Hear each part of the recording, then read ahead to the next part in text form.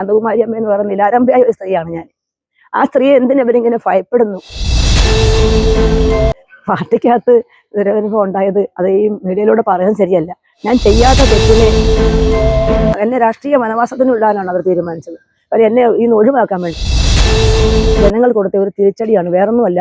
കോൺഗ്രസ് പാർട്ടിയുടെ ആ ഒരു ചെറിയ ഒരു ശകല അഹങ്കാരം ചില എനിക്ക് പിന്തുണ കൊടുക്കണമെന്ന് ഞാൻ എന്നോട് ആവശ്യപ്പെട്ട ഒരു പ്രമുഖ പാർട്ടി വന്നിട്ടുണ്ട്. അവരോട് ഞാൻ എല്ലാവർക്കും നമസ്കാരം. എൻ്റെ പേര് ശാന്തകുമാരി അമ്മയാണ്. ഞാൻ മൈനാഗപ്പള്ളി ഗ്രാമപഞ്ചായത്തിൽ ഇടവനശ്ശേരി തെക്ക് 6-ാം വാർഡിൽ നിന്ന് മത്സരിച്ച സ്വന്തം സ്ഥാനാർത്ഥിയാണ്. പിന്നെ എൻ്റെ നാടും നാട്ടുകാരും എല്ലാം ഒരുപോലെ സ്നേഹിച്ചതിൻ്റെ ഫലമായിട്ടാണ് അവരുടെ ആ സ്നേഹസ്പർശനം വോട്ടായി രേഖപ്പെടുത്തി എനിക്ക് 323 വോട്ടിൻ്റെ ഭൂരിപക്ഷത്തോടുകൂടി എന്നെ വിജയിപ്പിക്കുകയുണ്ടായി. എൻ്റെ ഒരു സ്ഥാനാർത്ഥിത്വം ഈ നാട്ടിലൊരു ചർച്ചാ വിഷയമായിരുന്നു. കഴിഞ്ഞ 46 വർഷമായി ഞാൻ പ്രതിദാനം ചെയ്ത ഐക്യജനാധിപത്യ മുന്നണി എന്ന പാർട്ടിയിൽ ചില ആളുകളുടെ ഗൂഢതന്ത്രപ്രകാരമുള്ള ആവശ്യങ്ങൾ മാനിച്ചുകൊണ്ട് നേതാക്കന്മാർ അവർക്ക് പിന്തുണ പ്രഖ്യാപിക്കുകയും എന്നെ ഒഴിവാക്കപ്പെടുകയും ചെയ്തു. 5 പേര് പങ്കെടുത്ത കമ്മിറ്റിയിൽ 23 പേരും ശാന്തകുമാരിക്ക് സ്ഥാനാർത്ഥിത്വം കൊടുക്കണമെന്ന് പറഞ്ഞപ്പോൾ 2 പേര്, അതിൽ ഒരു ബൂത്ത് പ്രസിഡന്റും അവിടെ നിന്ന് ജയിച്ച ഒരു പഞ്ചായത്ത് മെമ്പറുമാണ് എതിർത്തത്. അത് കോർ കമ്മിറ്റിക്ക് അയക്കുകയാണ് സാധാരണ ചെയ്യേണ്ടത്. ഇങ്ങനൊരു 2 പേരുടെ പേര് വന്നാൽ കോർ കമ്മിറ്റിക്ക് അയക്കേണ്ട മണ്ഡലം കമ്മിറ്റി ഇത് അതൊന്നും ചെയ്യാതാവുന്ന ജനങ്ങളെ മൊത്തം പറഞ്ഞു വിട്ടുകൊണ്ട് അവിടെ തന്നെ വെച്ച് അവർ 5-6 പേര് ഒപ്പിട്ട് UDF സ്ഥാനാർത്ഥി നിശ്ചയിക്കുകയും നമ്മൾ അവിടെ നിന്ന് പൊട്ടിക്കറങ്ങോട്ട് ഇറങ്ങേണ്ട ഒരു സാഹചര്യം ഉണ്ടായി. ഒരു പക്ഷേ ഞാൻ മത്സരിച്ചില്ലെങ്കിൽ പോലും UDF ഇവിടെ സീറ്റ് നഷ്ടപ്പെടും. കാരണം നേരത്തെ ഇരിക്കുന്ന ആളുകളുടെ ഭരണമാണ് അതിന് കാരണം. കാര്യം 5 വർഷം ഒരാളിരുന്ന് ഞാനായാലും വേറൊരാളിരുന്നാലും അവർ കാണിക്കുന്ന ആ ഒരു സ്വീകാര്യതയും ജനങ്ങളോടുള്ള സമീപനമാണ് അടുത്ത സ്ഥാനാർത്ഥിക്ക് ജയിക്കാൻ പറ്റുന്നത്. ഞാൻ നിന്നില്ലെങ്കിലും ഈ UDF സ്ഥാനാർത്ഥി പരാജയപ്പെട്ടാൽ പറയും ഞാൻ അവരെ തോൽപ്പിക്കാൻ ശ്രമിച്ചു എന്ന്. അവർ ഒരു കാരണവശാലും അപ്പം എന്നേക്ക് ഞാൻ പോലും അറിയാതെ എൻ്റെ നാട്ടുകാർ യഥാർത്ഥ കോൺഗ്രസ്സുകാർ അവർ നോമിനേഷൻ്റെ പൈസ പോലും അവർ കൊണ്ടടച്ചിട്ട് രസീത് എൻ്റെ കൊണ്ടുവന്നിട്ടാണ് നിങ്ങൾ മത്സരിക്കാൻ ഇറങ്ങണമെന്ന് പറഞ്ഞ് എൻ്റെ കൂടെ എൻ്റെ ജനങ്ങൾ കൂട്ടായിട്ട് അതിനകത്ത് എല്ലാവരും ഉണ്ട്. കക്ഷി രാഷ്ട്രീയം നോക്കിയില്ല, ജാതി മതം നോക്കിയില്ല, എല്ലാവരും ഒരേ ഘട്ടത്തിൽ പറഞ്ഞു ശാന്തകുമാരി മത്സരിക്കണം, ശാന്തകുമാരി അമ്മയ്ക്ക് ഞങ്ങളുണ്ട്. അപ്പോൾ അതെനിക്കൊരു ഊർജ്ജമായി. അപ്പം ഞാൻ അവിടെ മറ്റൊന്നും ചിന്തിച്ചില്ല. എന്നിട്ട് എന്നെ തളർത്താൻ ഒരുപാട് കാര്യങ്ങൾ അവർ ചെയ്തു. ഇപ്പം ഞാൻ ജയിച്ചു കഴിഞ്ഞിട്ടും എനിക്കെതിരെ ഭീഷണിയും കാര്യങ്ങളും പിന്നെ മത്സരിച്ച് തോറ്റ സ്ഥാനാർത്ഥിയുടെ ഭാഗത്തുനിന്നായാലും മറ്റാളുടെ ഉണ്ടാകുന്നുണ്ട്. പക്ഷേ ഇതിലൊക്കെ രസം എന്ന് പറയുന്നത് നേതാക്കന്മാർക്ക് ഞാൻ ജയിച്ചു കഴിഞ്ഞപ്പോൾ ഉള്ളിൽ ഭയമാണ് കോൺഗ്രസിന്റെ നേതാക്കന്മാർക്ക് എന്നോട് മിണ്ടാനും ഒക്കെ. അന്ന് തന്നെ ജയിച്ചിറങ്ങിയപ്പോൾ പറയുന്നത് ശരിയാണോ എന്ന് എനിക്കറിയില്ല. കൗണ്ടറിൽ നിന്ന് ഇറങ്ങിയപ്പം തന്നെ ഒരുപാട് നേതാക്കന്മാർ വിളിച്ച് സന്തോഷം പങ്കുവച്ചപ്പോൾ തന്നെ ഒരു മുതിർന്ന നേതാവ് എന്തിനാ അവളെ ഇങ്ങോട്ട് വിളിക്കുന്നതെന്ന് എൻ്റെ ചെവി കൊണ്ട് കേൾക്കാൻ അതെനിക്ക് ഭയങ്കര വേദനയായി. പക്ഷെ അവരൊക്കെ പരാജയപ്പെട്ടു. എനിക്ക് തന്നെ ഇത് കോൺഗ്രസിന് ജനങ്ങൾ കൊടുത്ത ഒരു തിരിച്ചടിയാണ്, വേറൊന്നുമല്ല. കോൺഗ്രസ് പാർട്ടിയുടെ ആ ഒരു ചെറിയ ഒരു ശകല അഹങ്കാരം ചില ആളുകൾക്കുണ്ടായിരുന്നു. അത് മാറി ജനങ്ങൾക്കൊപ്പം നിന്ന് പ്രവർത്തിക്കാൻ വേണ്ടിയുള്ള ഒരു തിരിച്ചടിയാണ് ഇത്. പിന്നെ എനിക്ക് മരിക്കുന്നിടം വരെ ഒരു കോൺഗ്രസ്സുകാരായിട്ട് മരിക്കാനായിരുന്നു എൻ്റെ ആഗ്രഹം. കാര്യം എൻ്റെ അമ്മ മരിച്ചിട്ട് ഇപ്പം 3 മാസമായി. ആ അമ്മ കിടക്കുന്ന സമയത്ത് പോലും നമ്മൾ ഈ പാർട്ടിക്ക് വേണ്ടി കൊടി പിടിക്കാനും എടുക്കാനും ഒക്കെ പോയി. പാലിയേറ്റീവ് പേഷ്യൻ്റ് ആയിരുന്നു. പക്ഷെ എന്നെ രാഷ്ട്രീയ വനവാസത്തിനുള്ളാനാണ് അവർ തീരുമാനിച്ചത്. കാര്യം എന്നെ ഇന്ന് ഒഴിവാക്കാൻ വേണ്ടി തീരുമാനിച്ചത്. അത് ഒരാളിൻ്റെ നിർബന്ധത്തിന് വഴങ്ങിയപ്പോൾ അവർ നേതാക്കന്മാർ അത് സ്വീകരിച്ചപ്പം എത്ര വാർഡാണ് നമ്മൾ നഷ്ടപ്പെടുത്തിയത്. ഒരിക്കലും നമുക്ക് വിശ്വസിക്കാൻ പറ്റുന്ന ആളുകൾ പരാജയത്തിലോട്ട് പോയിരുന്നു. അതിലൊക്കെ നമുക്ക് വിഷമമുണ്ട്. ഇനിയെങ്കിലും എൻ്റെ നേതാക്കന്മാരുടെ ഞാൻ പറയും, ഈ പാർട്ടി ജനങ്ങൾക്ക് വേണ്ടി ജനങ്ങളെ മനസ്സിലാക്കി ശേഷം ഈ 6-ാം വാർഡിലെ ജനങ്ങൾ 6-ാം വാർഡിലുള്ളവർ തന്നെ നേതൃത്വം കൊടുത്ത ആ പാർട്ടി മുന്നോട്ട് വരട്ടെ എന്ന് ആശംസിക്കുന്നു. അതോടൊപ്പം എന്നെ സഹായിച്ച എല്ലാ വോട്ടർമാരോടും ഞാൻ നന്ദിയും കടപ്പാടും ഉണ്ടായിരിക്കും. എനിക്ക് പിന്തുണ കൊടുക്കണമെന്ന് ഞാൻ എന്നോട് ആവശ്യപ്പെട്ട ഒരു പ്രമുഖ പാർട്ടി വന്നിട്ടുണ്ട്. അവരോട് ഞാൻ പറഞ്ഞിട്ടുണ്ട്. എന്നെ നിർത്തി ജയിപ്പിച്ച ആളുകളുണ്ട്, അവരോട് ആലോചിച്ചിട്ട് ഞാൻ അറിയിക്കാമെന്ന് പറഞ്ഞിട്ടുണ്ട്.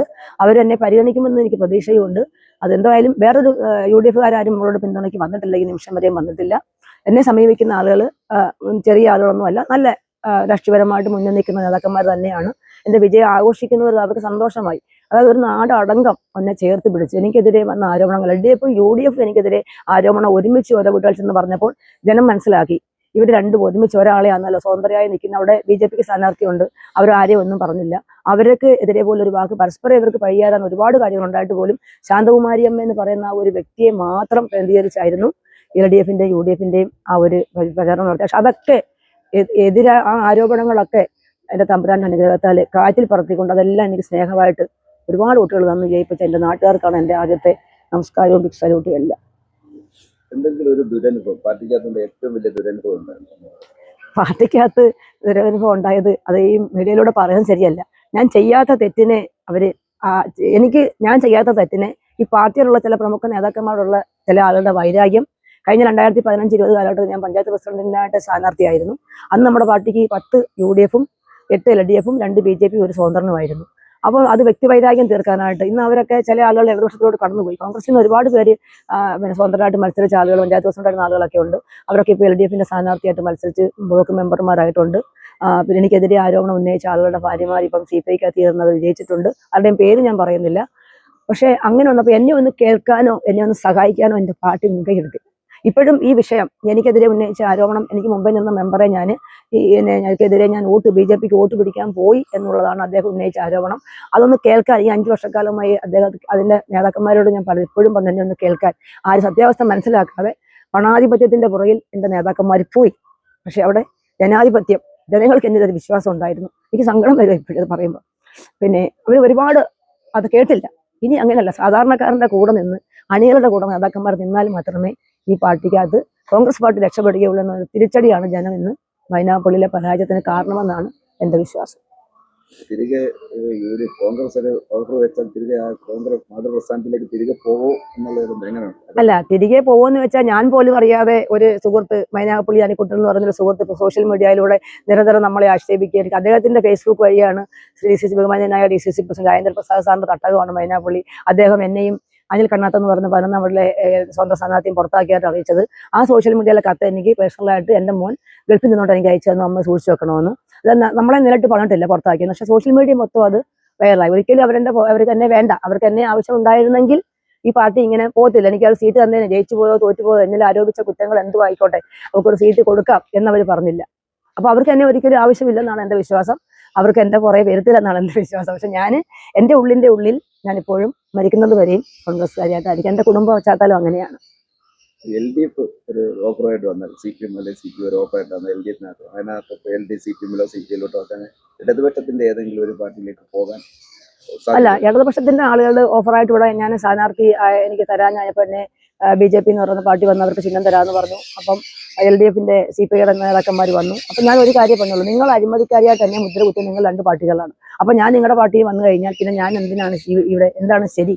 അതുകൊണ്ട് ഞാൻ സ്വതന്ത്രമായിട്ട് മത്സരിക്കാൻ തീരുമാനിച്ചു. എൻ്റെ നാട്ടുകാരുടെ ആവശ്യമുണ്ട്. LDFുകാർ നമുക്ക് ഓഫർ ഒന്നും തന്നില്ലെങ്കിൽ തന്നെയും വ്യക്തിപരമായിട്ട് അവർക്കൊരു ഭരണം കിട്ടുകയാണെങ്കിൽ അവരെ എന്താ ഞാൻ പറഞ്ഞില്ല, എന്നാൽ ഞാൻ പോയ വീട്ടിൽ 150 വീട്ടിലുള്ള അവരെ ഒരുപക്ഷെ പിന്തുണയ്ക്കാൻ എൻ്റെ ആളുകൾ പറഞ്ഞാൽ ഒരുപക്ഷെ എനിക്ക് അങ്ങോട്ട് ചിന്തിക്കേണ്ടി വരും എന്നുള്ളതാണ് എൻ്റെ അഭിപ്രായം. ഞാൻ എൻ്റെ വാർഡിലെ ജനങ്ങൾക്ക് അത് വിട്ടുകൊടുത്തിരിക്കുകയാണ്.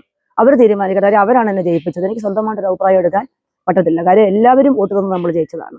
അപ്പോൾ അത് മാനിക്കേണ്ട അവകാശവും എനിക്കുള്ളതാണ്. ഈ ചേച്ചി ഉപദ്രവിച്ചു എന്ന് പറയുന്ന ഈ പ്രമുഖ നേതാവിന്റെ പേര് പറയാൻ? അല്ല, പേര് നാട്ടുകാർക്കെല്ലാം അറിയാവുന്നതാണ്.